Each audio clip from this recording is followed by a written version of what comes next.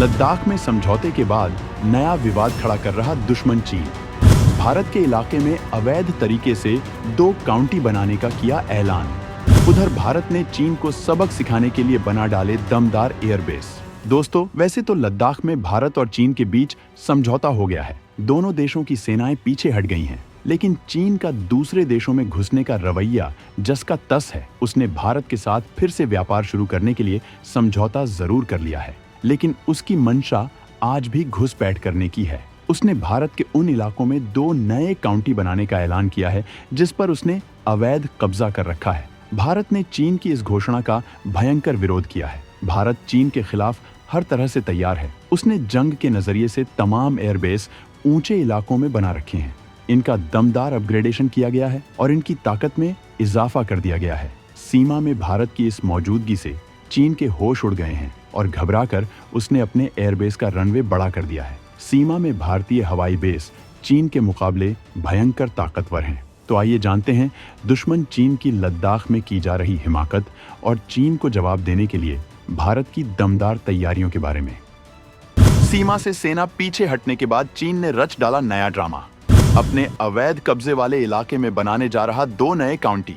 इस वीडियो में सबसे पहले हम आपको ये बताएंगे कि दुश्मन चीन ने भारत के खिलाफ क्या नई साजिश रची है। इसके बाद हम आपको ये भी बताएंगे कि भारत ने उसके खिलाफ किस तरह की मजबूत तैयारी कर रखी है। दरअसल चीन ने भारत के साथ जंग में कई इलाकों पर कब्जा कर लिया था। ये चीन का अवैध कब्जा है जो भारत का अभिन्न हिस्सा है। भारत हमेशा इस क्षेत्र को अपना अभिन्न अंग बताता रहा है और भारत की मंशा यही है कि इस इलाके को वो चीन से वापस लेकर रहेगा। चीन ने इस इलाके में 2 नए काउंटी बनाने का ऐलान किया है जो भारत की संप्रभुता के खिलाफ है। भारत ने इसका पुरजोर विरोध किया है। काउंटी जिले की तरह एक प्रशासनिक व्यवस्था है जिसके अंदर बहुत से गांव, कस्बे और शहर भी आते हैं। भारत सरकार चीनी कब्जे वाले इलाके और कश्मीर पर पाकिस्तानी कब्जे वाले इलाके को अपना मानती है और इन क्षेत्रों लिए लोकसभा में सीटें भी निश्चित हैं। भारत के गृह मंत्री अमित शाह संसद में कई बार कह चुके हैं कि अक्साई चीन और पीओके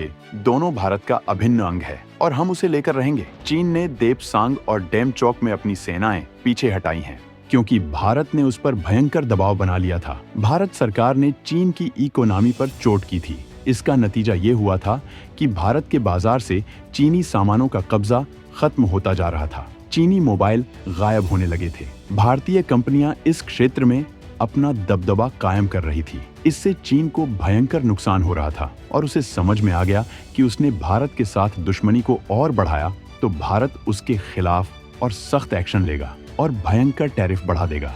वो भारत के खिलाफ टैरिफ लगाएगा तो इसका ज्यादा असर इस वजह से नहीं होगा क्योंकि भारत चीन को बहुत कम निर्यात करता है। चीन इस मुकाबले भारत को भयंकर निर्यात करता है। भारत ने चीन के खिलाफ जंगी तैयारियां भी भयंकर बना ली थी। पश्चिमी देशों के साथ भारत का सीक्रेट करार है और अगर चीन भारत के खिलाफ कोई कदम उठाता है तो पश्चिम भारत के साथ खड़ा होगा और चीन की सारी हेकड़ी बाहर आ जाएगी। इसी वजह से भारत बिना अमेरिका को विश्वास में लिए कोई कदम नहीं उठा रहा है। भारत जानता है कि चीन के खिलाफ रूस आक्रामक तरीके से भारत की मदद कभी नहीं करेगा।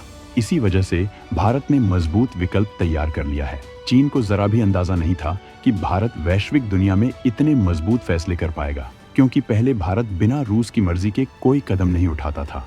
भारत ने चीन के खिलाफ जंगी तैयारियां भी तेज कर दी हैं।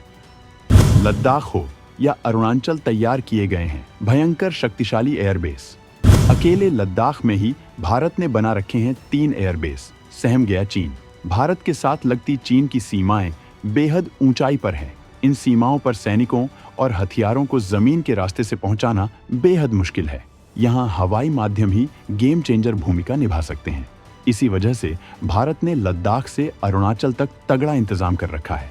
2020 में जब गलावन में चीन ने कांड किया तो ताबड़तोड़ तरीके से C-130J super Hercules transport aircraft और चिनूक हेलीकॉप्टर के जरिए धड़ाधड़ तैनाती की गई थी। केवल लद्दाख इलाके में ही भारत के पास 3 ताकतवर एयरबेस हैं। इनमें से न्योमा एडवांस लैंडिंग ग्राउंड को भी दमदार एयरबेस बना दिया गया है।